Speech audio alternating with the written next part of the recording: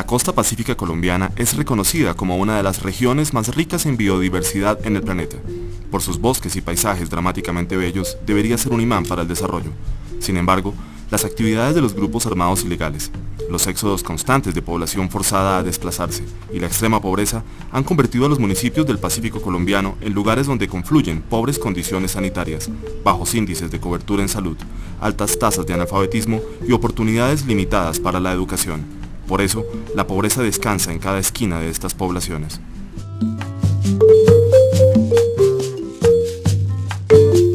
Este es el caso del municipio de Buenaventura, situado a 120 kilómetros de Cali, la capital del departamento del Valle, donde está ubicado el principal puerto marítimo de Colombia, que moviliza más del 50% de la carga de importación y exportación que circula en el país.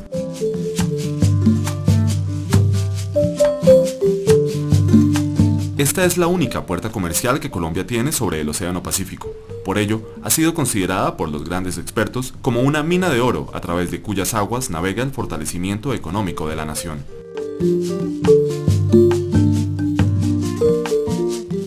Sin embargo, este próspero panorama se ve ensombrecido por la realidad del conflicto armado en el municipio, lo cual ha convertido a Buenaventura en una ciudad que, pese a su riqueza y a su diversidad cultural, ofrece a sus habitantes difíciles condiciones de pobreza e inseguridad. Si bien es cierto, Buenaventura es un puerto donde entra y sale la mercancía del país, también es un puerto donde entra y sale la droga y el arma que se registra en todo el país. Esta situación ha agudizado el conflicto social que vive el municipio de Buenaventura y sobre todo el conflicto social por la convivencia fragmentada que tiene la comunidad. Esa convivencia fragmentada se ha disparado por la permanencia de grupos armados que hacen incidencia de manera presencial en las comunidades, sobre todo en la población juvenil. Esta realidad, marcada por el accionar de los grupos armados ilegales, ha acentuado el fenómeno del desplazamiento en el municipio.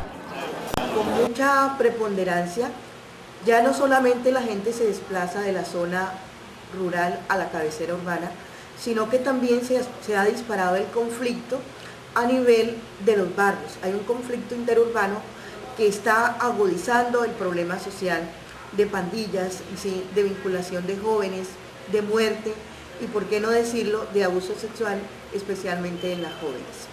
Las niñas, las mujeres se han convertido en botín de guerra para esta población. Por estos y otros hechos, Buenaventura se convirtió en uno de los municipios que concentra y expulsa la mayor cantidad de población desplazada del país, lo que ha incidido directamente en el aumento de la violencia sexual, junto con otros factores importantes. Buenaventura presenta un índice supremamente elevado de mujeres en edades reproductivas. Podríamos hablar que la mayoría de las mujeres, el 51%, están en un límite de edad entre 14 y 40 años, edades que son altamente significativas y que ha permitido hoy poder identificar o focalizar esta población como una población altamente en riesgo y una población que es víctima del abuso, del maltrato y de la violencia. Mandé a mi hija al colegio y no llegó sino al otro día. ¿Y cuál fue la causa? Empecé a buscarla, pero no la encontré. De repente llegó y cuando llegó a la casa, estaba completamente irreconocible. Le pregunté qué le pasó y dijo, lo que pasa, mamá, es que un tipo me preguntó algo y cuando empecé a contestarle, me arrastró. Me llevó a un sitio, me obligó a consumir cocaína para poder empezar a violar.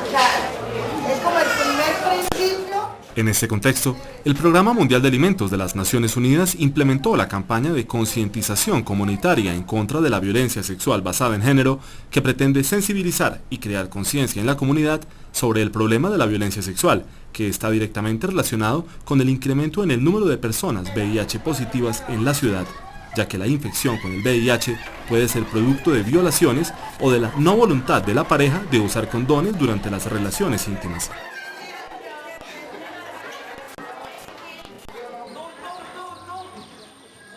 Porque nadie nos dice a nosotros que una persona que la viole no puede resultar con VIH. Nadie nos va a garantizar que no. Esta campaña también se desarrolla en algunos barrios del municipio de Tumaco, en el departamento de Nariño. Exporcol, Libertadores, La Florida, Porvenir, Iberia y Nueva Creación, entre otros.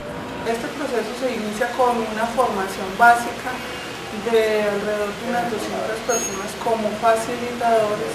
Inicialmente hacemos con ellos la aplicación de una línea de base a partir de la cual pretendemos captar un poco cuáles son sus conocimientos, sus iniciativas con relación al tema de la violencia sexual y del VIH-Sida. Lo que uno sí conoce que llega es la violencia intrafamiliar y que al interior de la familia se vive toda una trascendencia, se vive toda una problemática donde a veces es difícil uno señalar nomás una razón específica, porque en la familia se vive mucha cosa, por ejemplo, cómo afecta también el desempleo, cómo afecta el analfabetismo. ¿Por qué justamente el PMA, una agencia de asistencia alimentaria, está realizando esta campaña de concientización comunitaria en contra de la violencia sexual basada en género? Se ha comprobado que en la medida que hay conflicto, los índices de violencia sexual aumentan dramáticamente. En muchos sitios en difíciles condiciones humanitarias, el PMA es de las pocas organizaciones que tienen acceso a la población. La comunidad internacional ha considerado que es importante que el PMA en estos casos asuma un rol en la lucha contra la violencia sexual. Reconociendo la situación de violencia en Colombia por un lado y la amplia presencia del PMA en Colombia en sitios de desplazamiento por otro, el Department for International Development del gobierno británico ha decidido financiar una campaña piloto en el país.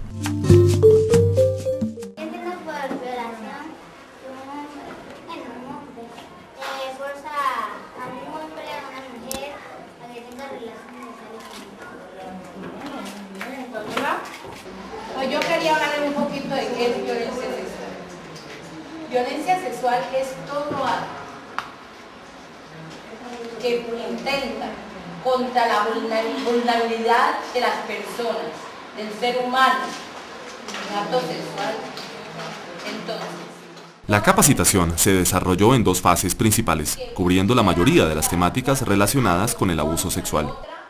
Hicimos una primera fase o etapa de este trabajo donde hemos abordado unos temas básicos y las personas que han venido participando apropiaron unos conceptos, también unas metodologías y se conformaron como grupos, ganaron en identidad para empezar también a hacer un trabajo con sus comunidades de base.